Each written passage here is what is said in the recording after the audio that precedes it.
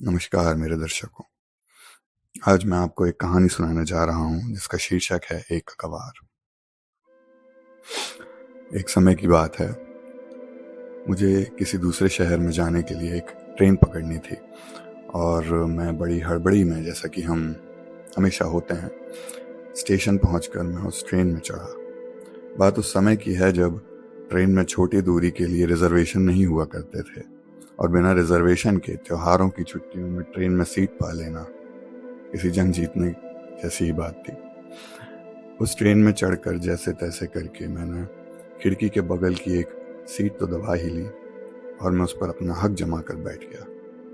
Train का डब्बा कुछ ही देर में खचाखच भर गया था और फिर ट्रेन चल पड़ी और एक एक करके छोटे छोटे स्टेशन पार करती गई और डब्बे में भीड़ धीरे धीरे कम होती गई और सीटों पर बैठे लोग बड़े आराम से हो गए।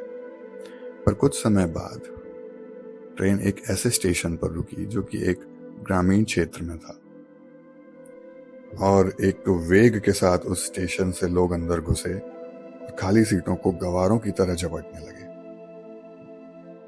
और फिर जब खाली सीटें भर गईं तो उनमें से कुछ ऊपर, जहाँ पे हम सामान रखते हैं, वहां जा चढ़े और कुछ दो सीटों के बीच में नीचे सतह पर जा बैठे और ट्रेन का डब्बा इस तरह से पहले से भी और बदतर तरीके से भर गया था। मुझे ये सब देख के बहुत गुस्सा आ रहा था क्योंकि मेरा आराम भंग हो चुका था। ट्रेन का डब्बा बहुत कंजेस्टेड हो गया था और बैठने में समस्या हो रही थी और मैं मन ही मन सोच रहा था कि कौन है ये जाहिल लोग, इन्हें तमीज़ नहीं है क्या? कोई कहीं भी घुस रहा है, कोई कहीं भी बैठ रहा है, लोगों की कंफर्ट को प्रॉब्लम हो रही है, डिस्टर्बेंस हो रहा है।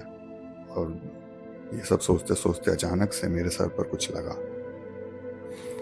मैंने देखा तो ऊपर एक छोटा सा ग्रामीण बच्चा बैठा था, पैर लटकाकर, और उसके धूल का सना जूता उसके पैर में मेरे सर के पास लटक रहा था।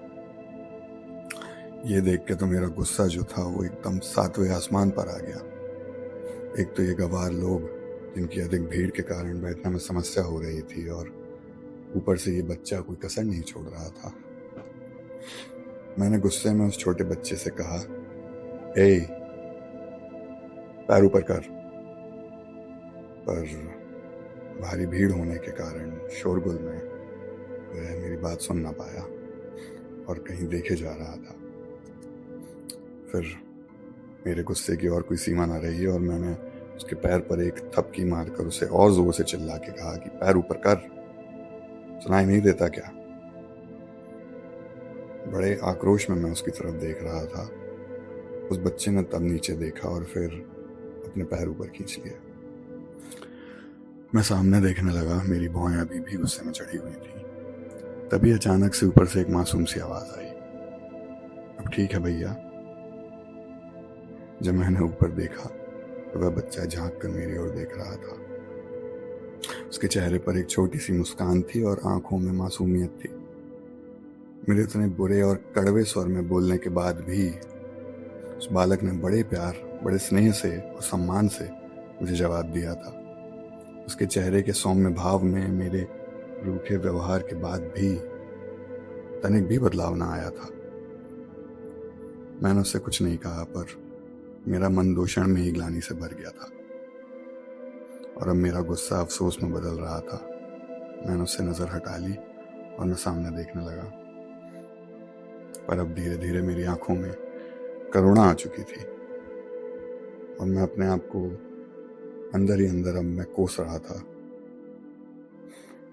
कुछ समय ऐसे ही निकल गया और कुछ समय बाद एक स्टेशन आया। उस स्टेशन पर वह बालक अपने माँ बाप के साथ उतर गया और उसके साथ जो बाकी के लोग चढ़े थे वो भी। पर उसकी स्नेह भरी आवाज अभी तक मेरे अंतर्मन में गूंज रही थी। मैं जिसे गवार और जाहिल समझ रहा था, उसी गरीब गवार बच्चे ने आज एक पढ़े लिखे को समझदारी, संयम और शिष्टाचार की शिक्षा दी थी।